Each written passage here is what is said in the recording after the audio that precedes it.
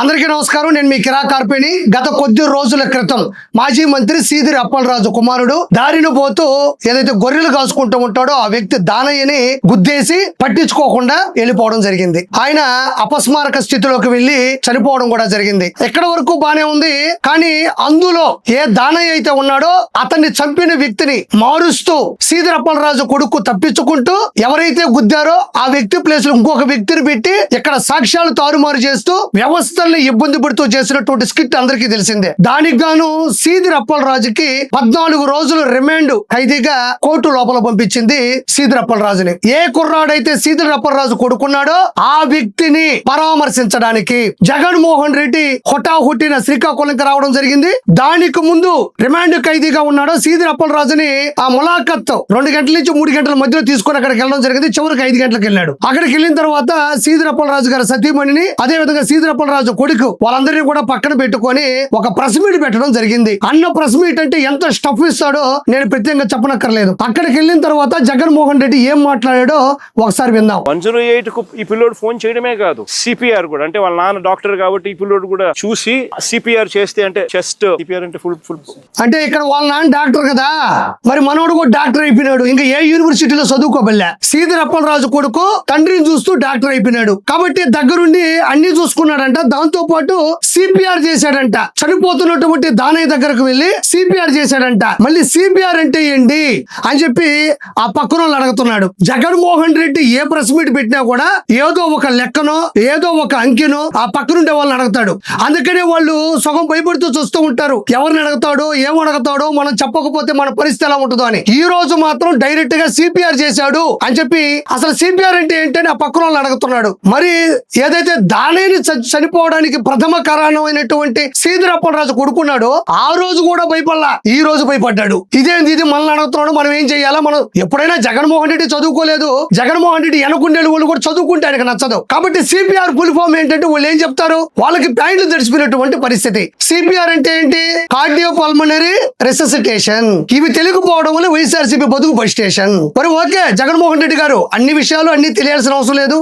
అది ఒక క్లిష్టమైనటువంటి మాట, అది వైద్య చరిత్రలో అదొక ప్రసక్తి. కనీసం ఆ సిపిఆర్ గురించి అడగాల్సిన అవసరం ఏముంది? సిపిఆర్ చేశాడు అని చెప్తే పోయేది. మనకి తెలియని దాంట్లో ఏలాడతాం, తెలియకపోతే పక్కన వాళ్ళు అడతాం. ఇదే కదా మొదటి నుంచి మన పరువు పోయేది. మరి ఆ పిల్లోడేమో చాలా అమాయకంగా నటిస్తున్నాడు. అమాయకత్వంలో నిన్ను మించిపోయాడు. కాబట్టి తర్వాత ఏం మాట్లాడో ఒకసారి విందాం. చెస్ట్ హార్ట్ పంప్ చేసే సిపిఆర్ ది వాళ్ళ నాయన చేయడం చూసి ఆరాటపడి ఆ మనిషిని బ్రతికించాలని చెప్పి సిపిఆర్ కూడా చేసినాడు. మరి ఆ వ్యక్తిని గుద్దేసి సిపిఆర్ చేశాడు, ఫస్ట్ ఎయిడ్ చేశాడు అంటున్నావు. ఆ మనిషి చనిపోయినప్పుడు ఆ మనిషి దగ్గరికి జనాలు వచ్చినప్పుడు సీదిరి అప్పలరాజు కూడా గాడిపోయాడు. సిపిఆర్ చేసినటువంటి వ్యక్తి, బతికించాలని కోరుకున్నటువంటి వ్యక్తి ఎందుకు అక్కడి నుంచి పారిపోయి ఏరే వ్యక్తిని బలి తీసుకున్నాడు అనేది జగన్మోహన్ రెడ్డి సమాధానం చెప్పాలా. యాక్సిడెంట్ అనేది ఏదైనా ఎవరైనా ఇంటెన్షనల్ గా చేసే కార్యక్రమం కాదు. ఒక గొర్రెల కాపరి 40 సంవత్సరాల వయసులో ఆ గొర్రెల కాపరి ఉంటాడు. వయసు అయింది ఆల్మోస్ట్ ఇంచుమించు. రోడ్డు మీద గొర్రెలు కాసుకుంటా ఉన్న పరిస్థితుల మధ్య బైక్ లో యాక్సిడెంట్ జరిగితే దాంట్లో కుట్రకోణం ఎక్కడి నుంచి వస్తుంది?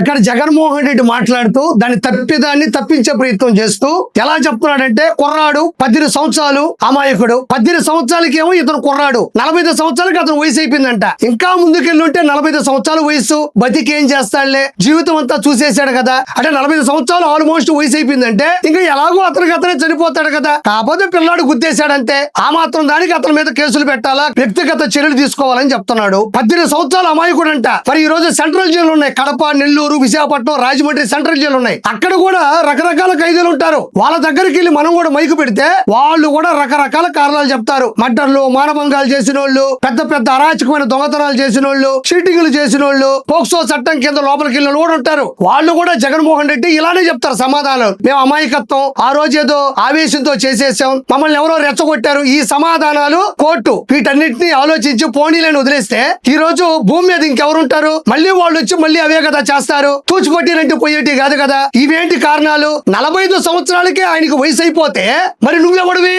నువ్వు నాకు తెలిసి గతం మర్చిపోయి పూర్తిగా చాదస్తం వచ్చేసి కళ్ళు కనపడకుండా కాళ్ళు చేతులు పడిపోయి ఉండాలా. అంటే నువ్వు చెప్పిన దానికి 45 సంవత్సరాలకే వయసు అయిపోతే నీ వయసును పరిగణలోకి తీసుకుంటే దాన్ని మనం ఆలోచిస్తే అది ఎలా ఉంటుంది? కాబట్టి ఇక్కడ తప్పించే ప్రయత్నం వైఎస్ఆర్సీపీ పార్టీ అండగా ఉంటుంది. ఈయన పేపర్ల మీద పేపర్లు తిరగేస్తుంటే ఆ పేపర్లు తీసుకోవడానికి వెనక ఒక వ్యక్తి సిద్ధంగా ఉండాలా. నా చెల్లెలు అప్పలరాజు భార్య అన్ని రకాలుగా తోడుగా ఉంటారు వైఎస్ఆర్సీపీ అని చెప్పి మరొకసారి భరోసా ఇస్తాం. ఇదిగోండి సీదిరి అప్పలరాజు గారి కుమారుడు నిలువున గుద్దేసి ఒక వ్యక్తి ప్రాణం పోవడానికి అతను ఉంటే సీదిరి అప్పలరాజు గారి సతీమణి అదే విధంగా సీదిరి అప్పలరాజు గారి కుమారుడు వాళ్ళిద్దరికీ కూడా జగన్మోహన్ రెడ్డి అండగా ఉంటాడంట. ఇంత ప్రధాన నిందితుడు ముద్దాయి ఒక వ్యక్తిని చంపేసి తప్పించుకొని సాక్ష్యాల్ని తారుమారు చేస్తూ తన తండ్రి 14 రోజులు రిమాండ్ ఖైదీగా ఉంటే వాళ్ళకి అండగా ఉంటాడంట. చంపింది వాస్తవం, తారుమారు చేసింది వాస్తవం, ఈ రోజు రిమాండ్ ఖైదీగా ఉన్నది వాస్తవం. ఈ రోజు ఇలాంటి వాళ్ళని వెనకేసుకొని రావడానికి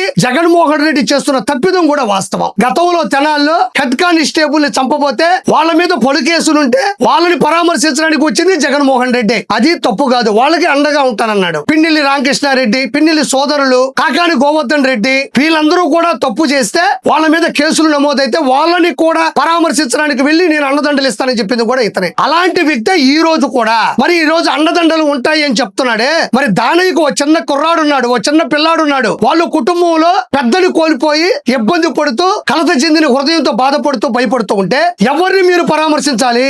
ఎవరిని మీరు వాళ్ళ దగ్గరకు వెళ్ళాలి? చంపిన వ్యక్తుల్ని చంపిన తర్వాత తారుమారు చేసినటువంటి వ్యక్తి జైల్లో ఉంటే అతన్ని పరామర్శించడానికి 2 గంటల నుంచి 3 గంటల మధ్యన పరామర్శించడానికి ములాఖత్ ఇస్తే జగన్మోహన్ రెడ్డి 5 గంటలకు వెళ్ళాడు. 2 నుంచి 3 మధ్యలో ఇస్తే 5కి ఎందుకు వెళ్ళాడు?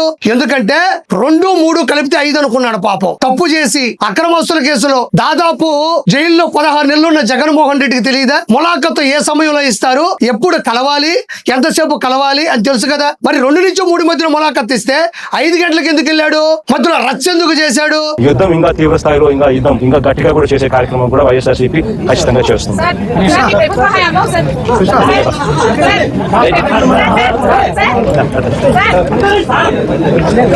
మీ ప్రభుత్వ హయాంలో అంటే తోటా చంద్రయ్య, నందం సుబ్బయ్య, డాక్టర్ సుధాకర్, డ్రైవర్ సుబ్రహ్మణ్యం, అమర్నాథ్ గౌడ్ లాంటి వాళ్ళ అమాయకుల్ని ప్రాణం తీశారు. మళ్ళీ ఇంకొక వ్యక్తిని ప్రాణం తీస్తే ఏంటి దానికి అంటే సమాధానం చెప్పండి అన్నాడో లేదో. ఇంకా అక్కడి నుంచి ఏ పక్క నుంచి వెళ్ళాలో రూట్ మ్యాప్ వస్తుంది అతనికి. వెనక వాళ్ళు తప్పించుకొని వెళ్ళాలో అక్కడి నుంచి వెళ్ళిపోయినాడు. ప్రతిసారి చేసేటువంటి తప్పిదమే మళ్ళీ దండం పెట్టి ప్రజల మధ్యన ప్రెస్ మీట్ పెట్టినప్పుడు ప్రత్యక్ష ప్రసారాల్లో అడిగినప్పుడు సమాధానం చెప్పకపోతే పరువు పోతుందని కూడా తెలియదు ఈ వ్యక్తికి. కాబట్టి ఖచ్చితంగా జగన్మోహన్ రెడ్డి చేసింది తప్పు.